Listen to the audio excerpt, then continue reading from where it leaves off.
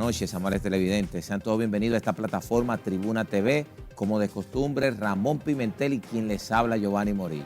Buenas noches, Giovanni. Buenas noches a todos los públicos que nos siguen a través de esta plataforma todos los sábados aquí en Tribuna TV. Ramón, muchos temas controversiales. Toda esta semana tenemos una entrevista especial ya en la última parte del espacio a Ezequiel Molina, economista, como también gerente general del Grupo Cometa. Quisimos llevarle luz al pueblo dominicano de lo que está pasando a nivel económico, pero también, pueblo dominicano, lo que hace ese gran grupo Cometa, que tiene 47 años en el mercado dominicano.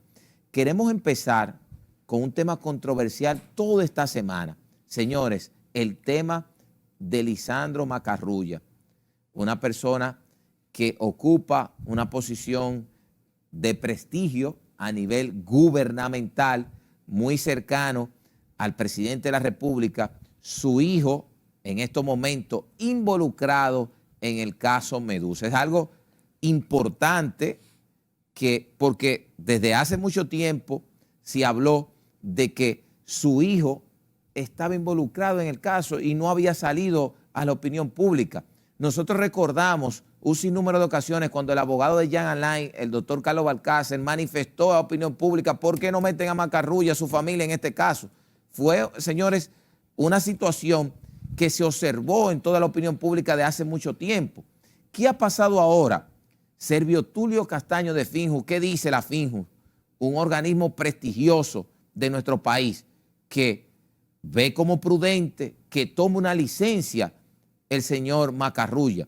Pero no solo Finjus, sino también legisladores, senadores, diputados, empresarios que han manifestado que es saludable dicha licencia. No, y nos vamos más lejos. Hay diversos sectores que habían pedido desde hace meses la renuncia del ministro Lisandro Macarrulla, que realmente yo entiendo que fue una acción extemporánea, porque eso es, como el libro de Gabriel García Márquez, crónica de una muerte anunciada. O sea, teníamos ya meses escuchando ese tema, lamentable por igual que en el gobierno del presidente Abinader se dé esa situación con su ministro de la presidencia. Entonces ahí hay diversos temas que hay que debatir de qué está pasando desde dentro del Ministerio Público y también realmente lo que va a establecer cuando se vaya a juicio, a escuchar realmente cuál es la acusación real del Ministerio Público en base a este caso.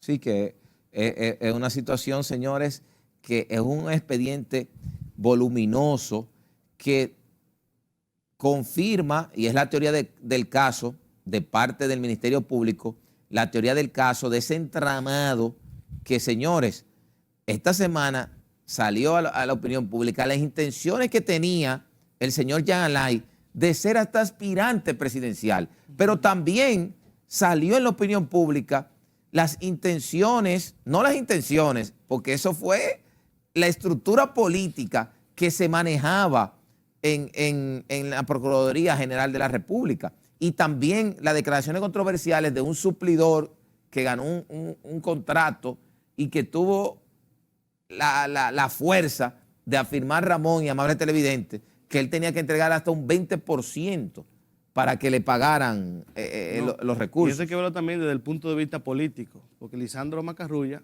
jugó un papel también importante en la campaña del presidente Abinader, siendo el coordinador del gabinete presidencial, que fue una especie de gabinete que se creó en campaña con los diversos actores de los diferentes temas trascendentales del país.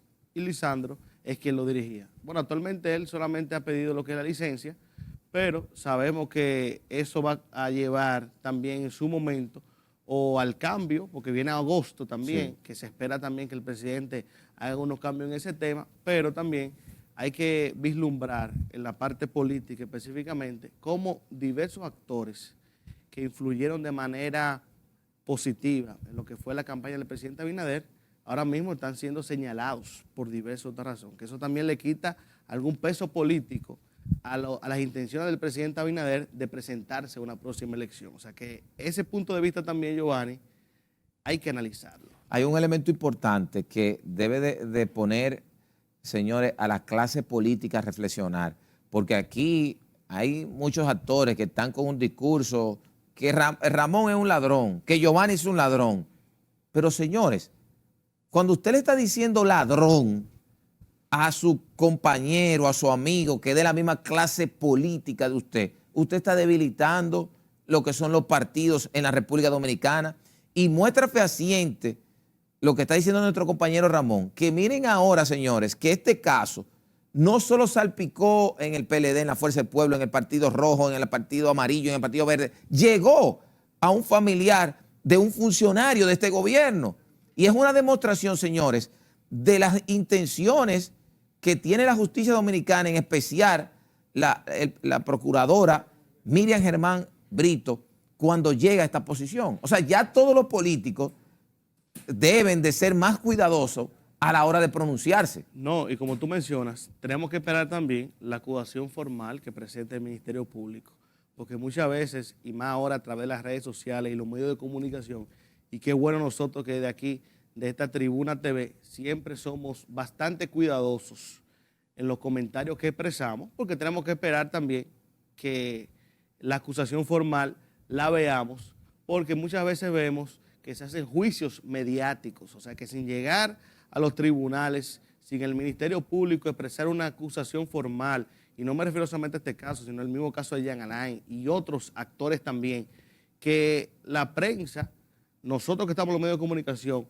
o el ciudadano común también, a través de las redes sociales, emiten juicios de valor que realmente quizás en su momento después no se correspondan con la realidad que es. Pero lo que sí está evidenciado en este momento es que es un asunto que ya se había venido arrastrando de hace meses, que se sabía que iba a venir y que hay que ver cómo el gobierno ahora va a enfrentar esta situación ante otras también que tiene iguales de importante en el momento. Así es, vamos a ir, querido Ramón, amable televidente, una pequeña pausa y retornamos en un próximo segmento aquí en Tribuna TV.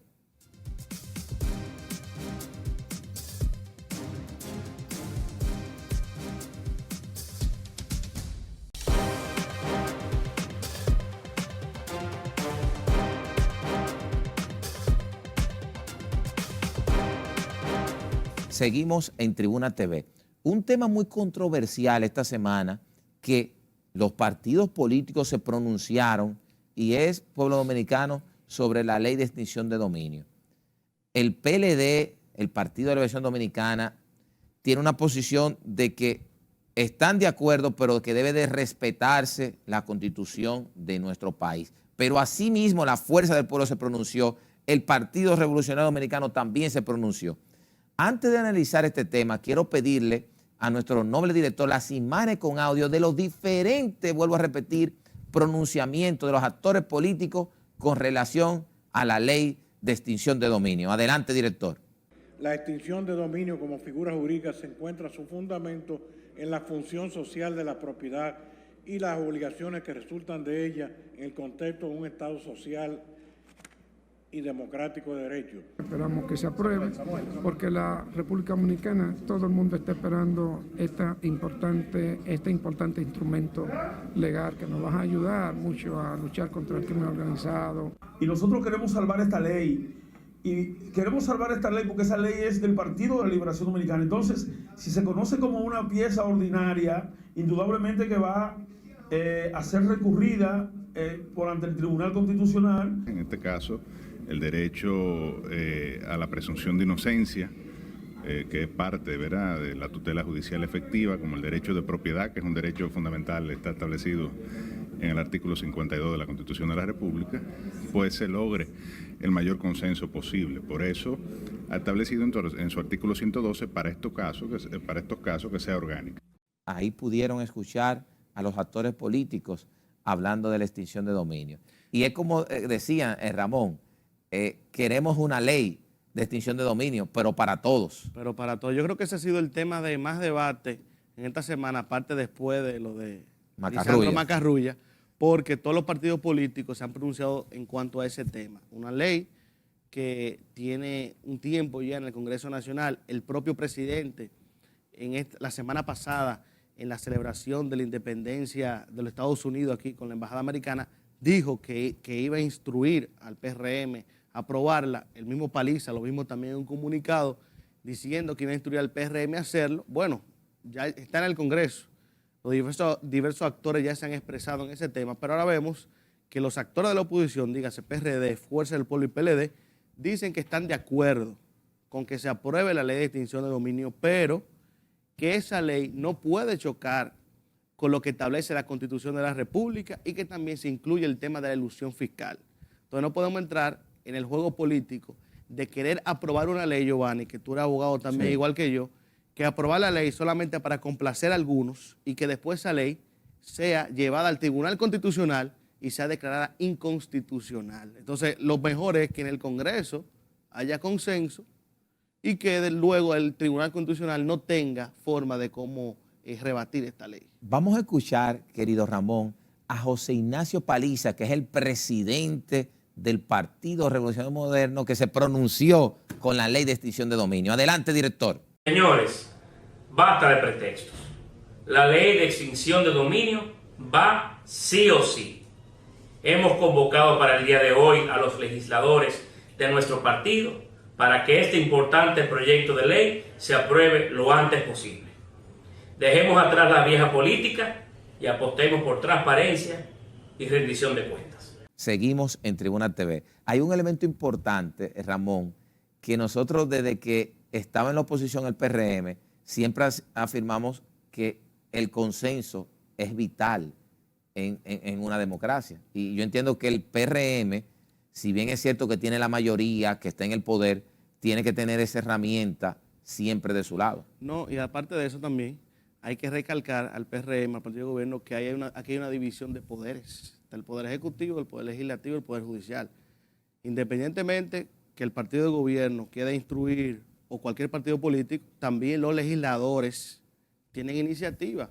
Y del propio Congreso, en el Congreso que se deben de hacer esos debates que se tienen que producir para el consenso de esta ley. Entonces ahí lo que tenemos que ver cómo en esta próxima semana eso llega a dilucidarse, porque vemos que parece que hay bastante presión con el tema de esta ley, pero debe de haber un consenso, porque si no hay un consenso, ya los partidos políticos de oposición lo han establecido, la Fuerza del Pueblo, PRD y PLD. O sea, tiene que haber un consenso para que esta ley realmente pase y que no tenga ningún tipo de inconveniente más adelante. Sí, que es lo principal, y más aún que lo que se busca es un fortalecimiento institucional de este país.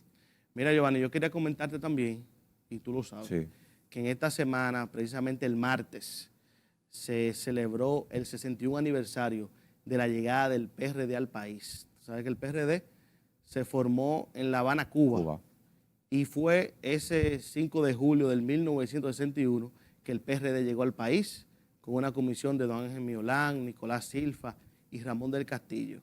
Y nosotros desde el PRD en ese día recordamos esa llegada del PRD, no solamente por la llegada del PRD en sí, sino porque tú sabes que con la llegada del PRD llegó la democracia a la República Dominicana, que se estableció el primer gobierno democrático del profesor Juan Bosch, que lamentablemente luego fue derrocado a los 7 meses, pero con el PRD llegó la democracia al país y nosotros en la Casa Nacional establecimos una serie de actividades importantes, recordando ese momento con una ofrenda floral, un panel también con regidores, diputados y alcaldes jóvenes, donde se estableció realmente cómo el PRD ha venido avanzando en sus años a través de que llegó al país. No, y es muy importante, pude observar, Ramón, esa gran actividad que ustedes hicieron, el mensaje, que algo, señores, la democracia ha costado mucho en la República Dominicana. Y los actores políticos que olvidan ese 5 de julio, señores, quien trae la democracia aquí es el Partido Revolucionario Dominicano, que Joaquín Balaguer estaba en el gobierno y que dijo, hay que abrirle las puertas a ese partido que fue fundado en Cuba en el 1939. Y es algo, señores, Ramón, que aunque se dividió el PRD-PRM, pero no observamos dirigentes del PRM hablando de esa fecha histórica. Claro, y deberían de hablar. Y deberían de hablar. No solamente el PRM, sino todos los partidos políticos. Porque con el PRD en ese momento, con esa comisión que llegó al país, fue que llegó la democracia a la República Dominicana. Luego de de la dictadura de Sí, de los Trujillo, 31 años de funestos Trujillo. de Rafael Leonidas Leonidas Trujillo Molina. Esa democracia, esos 22 años de Joaquín Balaguer, los años del PRD, los años del PLD y ahora del PRM, señores, fueron por esos hombres que estuvieron presentes luchando por la democracia y que vinieron aquí al país un 5 de julio. No, y qué bueno siempre recordarlo, y más la nueva generación política y la nueva generación también de jóvenes y mujeres de nuestro país, que debemos de conocer nuestra historia, porque el que no conoce la historia está condenado a repetirla. A repetirla. Tenemos que irnos a una pausa, amables televidentes, pero vamos a regresar con una interesante entrevista al economista Ezequiel Molina, economista, gerente general del Grupo Cometa. Vamos a darle un crossover, esta plataforma que acostumbra a traer políticos, pero ahora vamos a hablar con un economista y también exitoso a nivel profesional como gerente de ese grupo que tiene más de 40 años en el mercado, que es el Grupo Cometa. Adelante, director.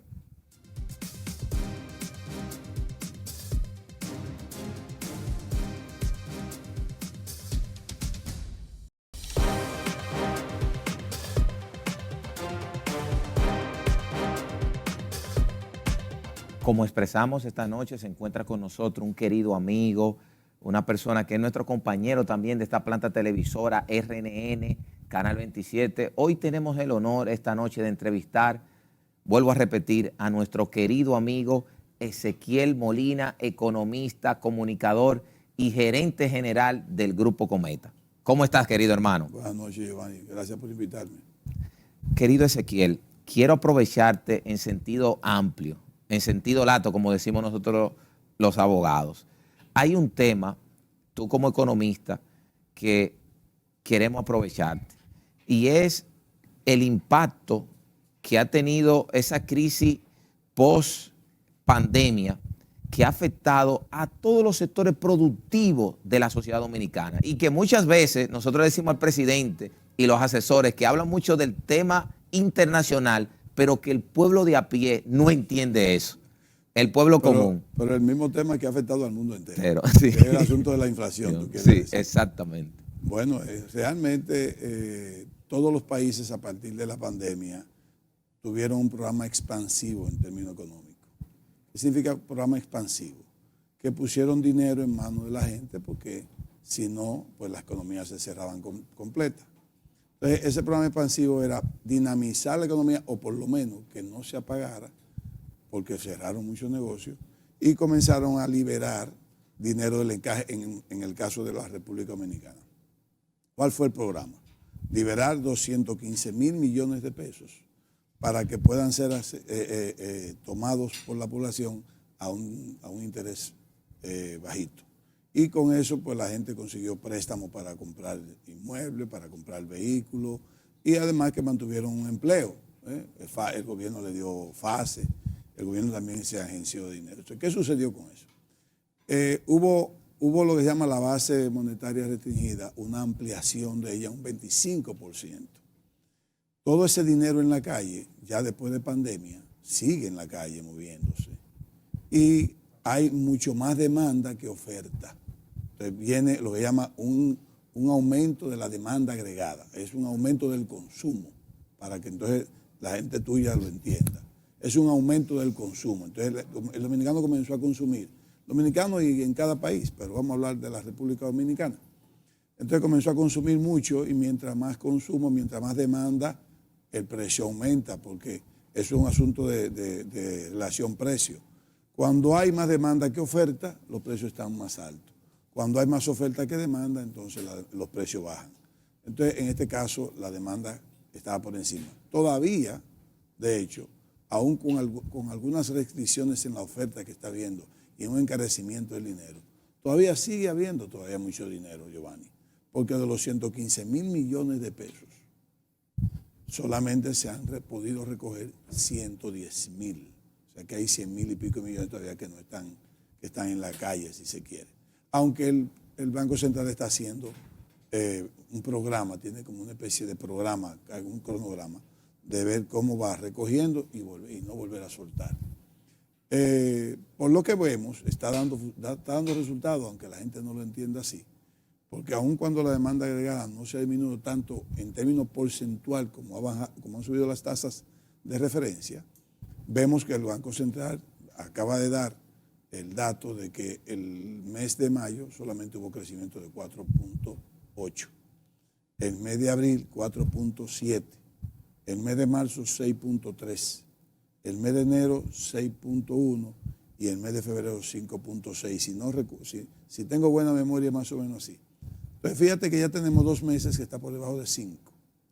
Yo digo que a partir de la última aumento de la tasa de referencia del Banco Central, que fue 75 puntos básicos, estaba en 6.50 y la puso en 7.25. Yo digo que el Banco Central o las autoridades monetarias están apostando a tener crecimiento de 4.5.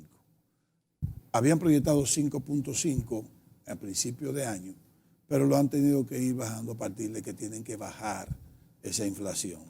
La inflación está todavía en 9 puntos y algo. Recuérdate que además de todo es una inflación represada. ¿Qué significa inflación represada? Es una inflación que cuando tiene una intervención pública o del gobierno, la aguantan, porque si fuese por las libres fuerzas del mercado, ya tuvieran 1.11, en 12, pero los combustibles que están subsidiados no te dejan subir. ¿Entiendes? O sea, y ahí viene entonces lo que es esa inflación subyacente, represada. Entonces, ahí venimos que los resultados están dando. ¿Cuál es el gran problema para mí como economista? Muy particular, mi opinión. No significa que lo mío es verdad. Es que el gobierno no puede seguir subsidiando la gasolina por mucho tiempo. Estamos utilizando el presupuesto que está para inversión de capital, lo estamos utilizando para subsidio.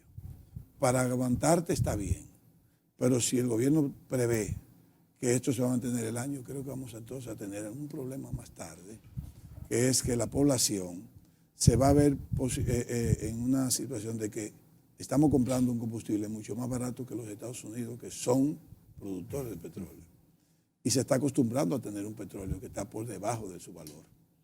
Eso significa que si mañana la gasolina o el petróleo baja, y baja de 85, el gobierno no va a bajar los precios, porque va a tener que irse compensando. Y ahí viene entonces la presión social. Cuando en otros lugares estarán bajando, aquí no estarán bajando.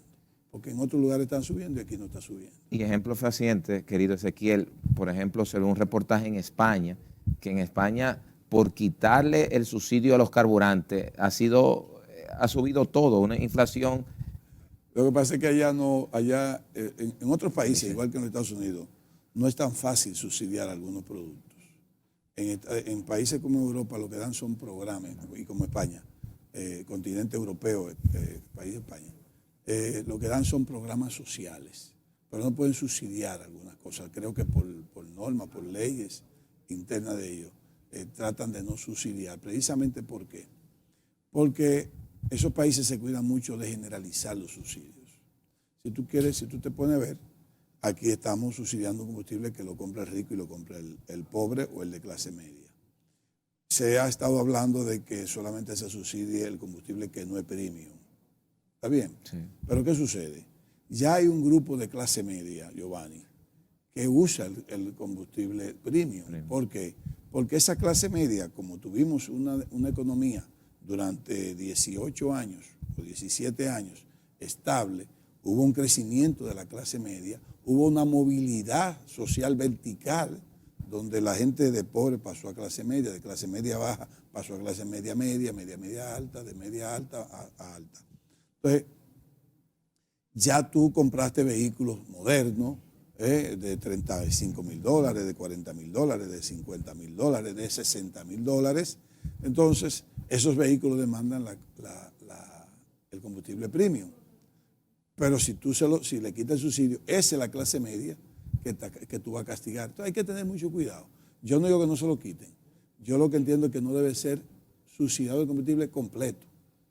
Tal vez el gas, GLP, pudiese seguir siendo subsidiado. Pudiese seguir siendo subsidiado.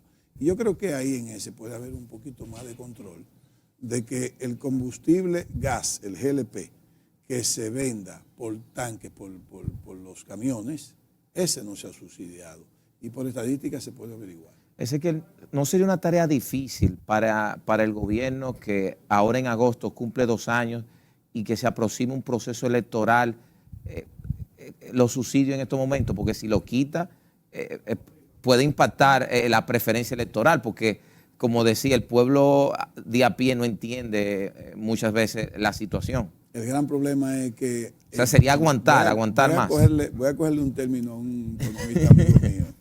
La dominancia política está por encima de la dominancia económica. Ciertamente, políticamente no es correcto, no es adecuado, políticamente no es adecuado, para fines del corto plazo. Pero cuando tú comienzas a posponer todas las medidas económicas, fiscales, monetarias, que necesitas hacer, y la comienzas a posponer y a posponer porque tú te quieres reelegir, porque tú tienes el derecho a reelegirte, entonces al final, más tarde que temprano, vamos a pagar. Y mientras más tardemos en tomar medidas, más caro nos sale la medida. O sea, ese traje que tú te quieres poner de reelección, perfecto, te lo mereces, te corresponde, pero al final quien paga es el pueblo. Entonces, yo dije desde que comenzó el gobierno, en el año 2020, que en el 2021 debió haber una reforma fiscal integral. Todavía soy el último mexicano que dice que debe haber una reforma fiscal y jugársela, porque la reforma fiscal podría darle pingües beneficios en términos de popularidad al gobierno, pero hay que jugársela. Yo creo que nadie apuesta a jugársela así. Lo más fácil es posponerlo. Lo más seguro es que lo posponga. Si lo pospone, seguro que puede haber más reelección que no. Pero si no lo pospone y se la juega y hay reelección, la gente lo va a aplaudir. Pero esa es mi consideración. Hay que estar ahí delgado con México para tomar decisiones, y tal vez han hecho ya sus estudios. Dicen, cualquier medida que le ponga de más, te tumba el gobierno. O sea, te tumba la reelección. Vamos a ir, querido Ezequiel, a una pequeña pausa y retornamos con esta interesante entrevista y vamos a seguirle sacando mucho provecho a Ezequiel. Adelante, director.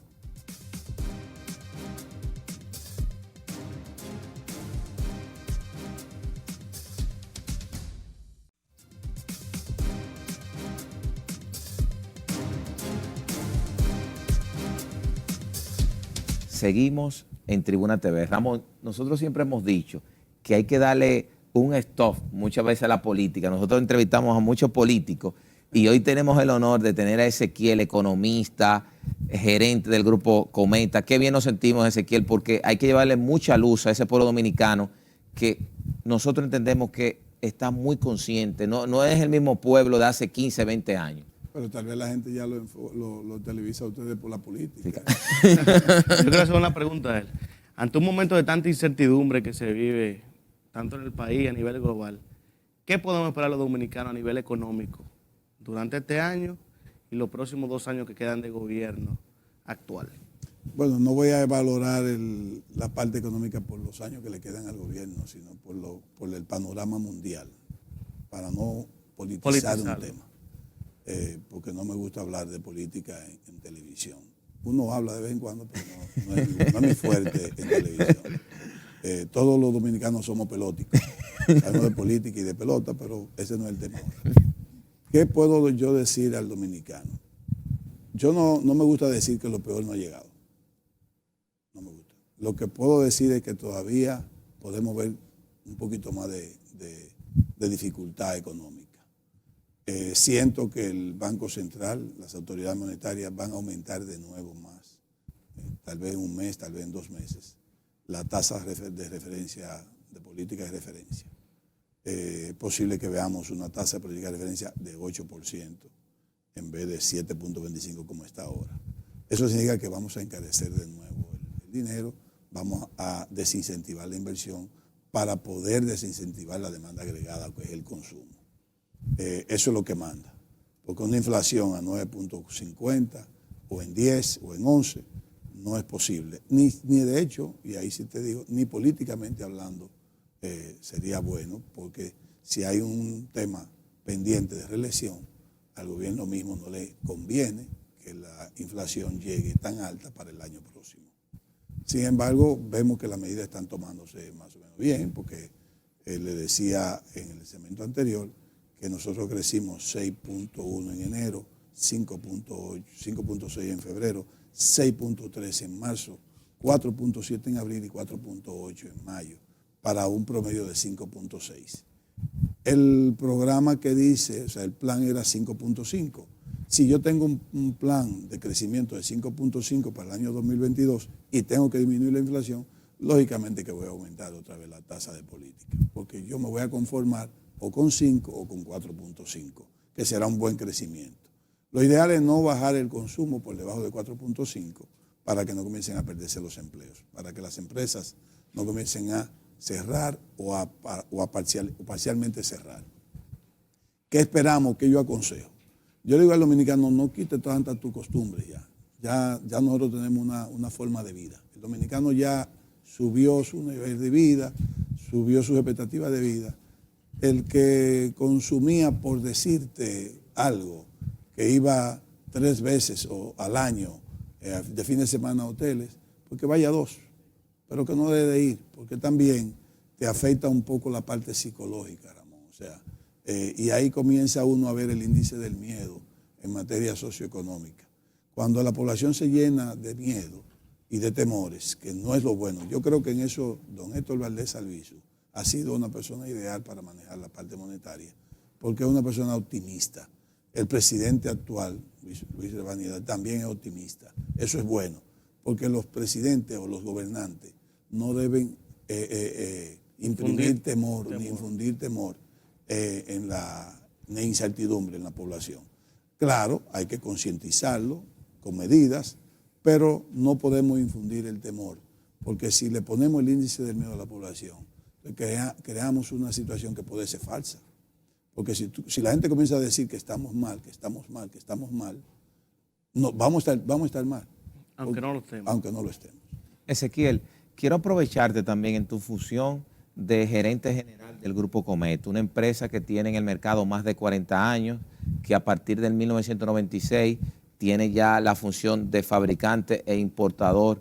¿Qué tú puedes decir de una empresa que en situaciones difíciles ha podido mantenerse? Sí. Y es un grupo. Bueno, Grupo Cometa tiene exactamente 47 años. 47 años. Se estableció en el año 1975. En el año 1996, nosotros decidimos, yo tengo 35 años en el grupo, nosotros decidimos ser importador de baterías nuevas, cerrar fábrica, porque éramos fábrica del 75 al 96. En el 96 1996, cerramos fábrica y nos convertimos en importador de baterías nuevas. Hicimos varios acuerdos de representación. Básicamente comenzamos con uno que es la empresa Johnson Control. Johnson Control es la número 1 de fabricación de baterías en el mundo. Produce exactamente el 50% de la batería del mundo. Eso es Johnson Control, con varias plantas, ¿no? Estamos hablando de unos 357 millones de baterías. Wow. Que produce en todo un año esa empresa. Entonces, cuando nos convertimos en importadores de baterías nuevas, tuvimos que convertirnos al año siguiente en exportadores de baterías usadas. Para resumir rápido, somos totalmente importadores de baterías nuevas, no somos nada fabricantes del 96 y somos exportadores de baterías usadas a partir del año 97. ¿Por qué? Porque se establece en el comprador y el vendedor un contrato de responsabilidad extendida. ¿Qué significa? Yo te mando un producto que es reciclable 100% y yo necesito que tú me lo devuelvas usado para yo reciclarlo. Y todo el riesgo que tiene el producto, podría ser un producto peligroso porque tiene ácido sulfúrico dentro, en materia de solución electrolítica, eso es un riesgo. Esa responsabilidad ambiental, yo la tengo, te la traspaso a ti y después tú me la traspasas a mí. Entonces se convierte en un acuerdo de venta y compra, o de compra y venta. Entonces nosotros somos signatario del convenio de Basilea. En la parte ambiental, el convenio de Basilea prevé que tú puedas exportar tus baterías usadas. A partir del año 2012 para acá, se ha querido manipular que Basilea no permite la exportación de baterías usadas. Y a partir de un mes para acá, con el asunto del suceso del ministro Ambiente, comenzaron otra vez a manipular esa verdad. Y nosotros tuvimos que salir a los medios como representantes de la empresa líder del mercado, que representa el 50% del mercado de baterías en República Dominicana. Aquí se importan o se comercializan 110.000 unidades mensuales de baterías mensuales, donde se importan 110.000. Wow. O sea, nosotros somos importadores netos de baterías. Importadores. Aquí apenas se fabrican 1.000 baterías mensuales. Entonces, se ha querido decir que Basilea prohíbe la exportación de baterías usadas y hemos tenido que salir a través de los medios a decir, no prohíbe. Pasa que Basilea dice, si hay una planta de reciclaje de batería, que se prohíba la exportación. ¿Está bien? Pero también dice ahí, pero se le debe dar permiso de exportación de baterías usadas a los importadores de baterías nuevas en su misma dimensión. Significa que el reciclaje y la exportación conviven sin ningún problema. Un acápite no excluye al otro. Ni el que exporta excluye al reciclaje, ni el que recicla excluye al exportador. Entonces, hemos querido salir a algo así. Entonces, ¿qué sucede? Con toda esa manipulación que ha habido en 2012 para acá, finalmente se logró que el Tribunal Constitucional evacuara una sentencia donde le decía al Ministerio de Ambiente, hágase nuevos reglamentos para el manejo de baterías usadas, Y dice que se prohíba la exportación de la batería usada, pero reconocemos que Basilea permite la exportación o el movimiento transfronterizo basado en la responsabilidad extendida que se crea entre el comprador de baterías nuevas y el exportador de baterías usadas, que es el mismo. Ahora bien, especifica que solamente se le dé permiso de exportación de baterías usadas a los importadores de baterías nuevas. Entonces, eso es lo que hemos querido prácticamente resumir en los medios diciendo, Basilea no prohíbe la exportación de baterías usadas y todavía más a partir de esos reglamentos del año 2018. En el año 2018, a partir del año 2018 se le dan los permisos de exportación a los importadores de baterías usadas. Ha habido algunos permisos de exportación de baterías usadas a personas que no son importadoras, pero esos son debilidades institucionales.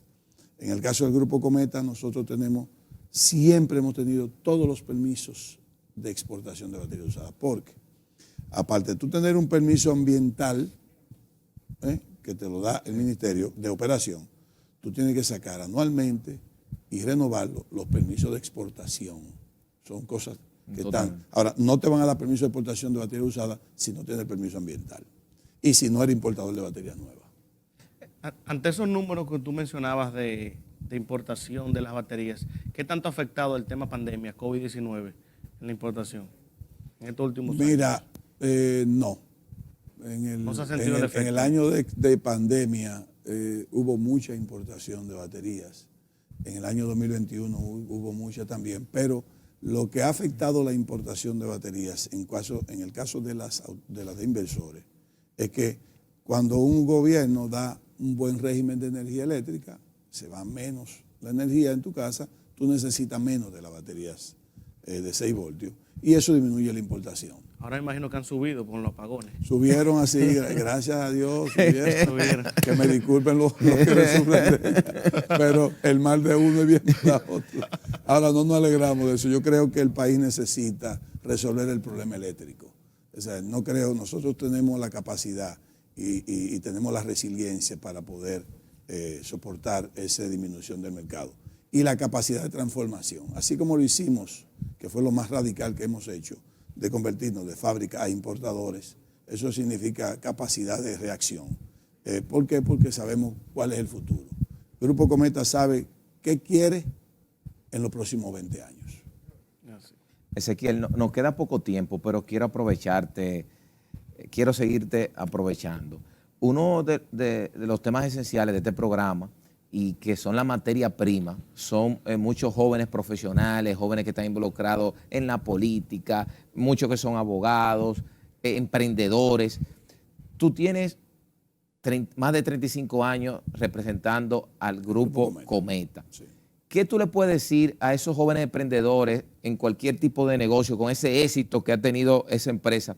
¿Qué tú le puedes recomendar a esos jóvenes que están tratando de tener un negocio, de que su negocio pueda crecer? ¿Qué tú le puedes decir a ellos? Con la experiencia que tú tienes ya de mucho tiempo. Yo lo más que puedo decirte es, como profesional, como padre, abuelo también que soy, es que se preocupen por la educación, que se eduquen. Ya en el caso de que ya son profesionales y que pueden tener un pequeño capital o pueden tener un acceso a crédito, que busquen las oportunidades de los negocios. Ahora bien, yo lo que sí le quiero aconsejar es la formalidad. Yo me preocupo mucho por la formalidad. Yo recuerdo cuando compré un negocio, cuando lo comenzamos a hurgar, vimos que los dueños anteriores estaban muy informales, en un desarrollo de mucha informalidad. Y nosotros nos costó mucho, hasta perdimos ventas porque comenzamos a hacer la formalidad. ¿Qué es lo que pasa con la formalidad? La informalidad te da mucha tranquilidad en términos de que tú manejas tu dinero, no tienes que bregar con el gobierno. Pero al final el país se va deteriorando. Un país que pueda tener en un 75-80% de la economía formal es un país que va en progreso, porque al final yo no compro la idea de que los políticos son ladrones. Yo creo que los administradores de turno de la cosa pública, finalmente, más tarde que temprano, o de una forma u otra, van a aplicar los recursos en lo que tienen que aplicarlo. Las sociedades se van cambiando, este país no es el mismo de antes. Antes tú era corrupto y con abogados y jueces comprados tú lograbas el problema. Ya eso no es tan fácil, ya se le debe tener miedo a la justicia. Entonces, yo no compro eso. Yo compro que usted tiene como ciudadano una responsabilidad, que es aportar los impuestos. Y después, como ciudadano, tiene el derecho a exigir que ese dinero sea aplicado para el bien común, o sea, y para el desarrollo. Entonces, yo lo que le aconsejo a ellos, primero estudien, luego busquen las oportunidades, pero busquen la oportunidad en la parte formal. Ahora, le aconsejo al gobierno o al Estado que comience a prepararse definitivamente para que la informalidad que está en todos los países, no vayan ustedes a pensar que en Noruega no hay informalidad o que en Estados Unidos no hay informalidad. Lo que pasa es que en esos países desarrollados la informalidad está organizada. Este es un país de la informalidad desorganizada. Y eso es lo que nos lleva a la precariedad económica en términos impositivos. En el Grupo Cometa, por ejemplo, nosotros podemos decir que tenemos 47 años, donde tenemos prácticas empresariales responsables en materia laboral, en materia impositiva, en materia ambiental. Te doy un ejemplo del Grupo Cometa. Somos de las pocas empresas, no somos la única, que no nos gusta la ley laboral en materia de prestaciones. ¿Por qué no nos gusta? Porque yo creo que es desigual y que es injusta. ¿Por qué? Ustedes dos son ejecutivos del Grupo Cometa, los dos. Tienen 10 años los dos. Tú haces bellaquería para que te cancelen y te dan tu dinero porque te cancelaron. Tú no tienes esa personalidad y tú pones una renuncia. Tú te vas sin un centavo y él se va con todo el dinero. ¿Es injusto o no es injusto? Aquel que se portó bien siempre, aquel que entregó todo, se va sin dinero.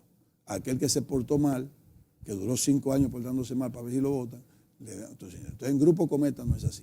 Increíble. En Grupo Cometa, al que desvinculan o el que denuncia, le dan todo su dinero. Increíble. El que cancelan porque la ley lo ampara y el que renuncia por su mérito, le da el mismo dinero.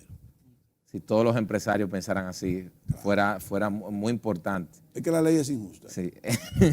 Es injusta. Entonces yo voy más con que quiten las prestaciones, pero que aumenten el salario y en vez de aumentárselo y entregárselo todo, que se cree, aparte de la ley de pensión, un ahorro aparte, que puede estar en el sistema AFP como aparte.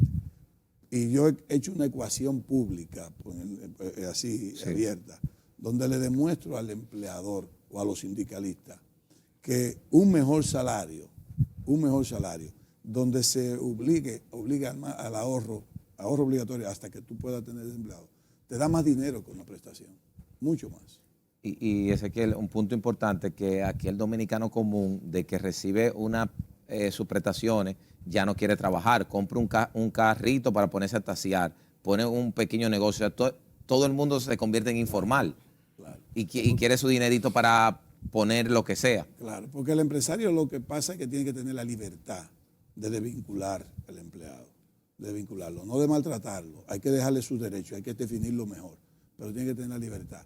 Y además, mejor ahorro va más al desarrollo, porque déjenme decirle algo, los fondos de pensiones que ya rondan los 800.000 millones de pesos han servido para el desarrollo económico de este país, que no se pierda nadie con eso, que los fondos la AFP ha sido un buen contrato social para el desarrollo y para la seguridad del empleado. ¿Y qué usted piensa de que esos fondos de pensiones sirvan de garantía para cualquier préstamo del empleador, sea de vivienda, de vehículo? Eso es un proyecto que hay que analizarlo. En principio a mí me gusta, pero yo no te puedo decir abiertamente que estoy de acuerdo porque no he analizado bien.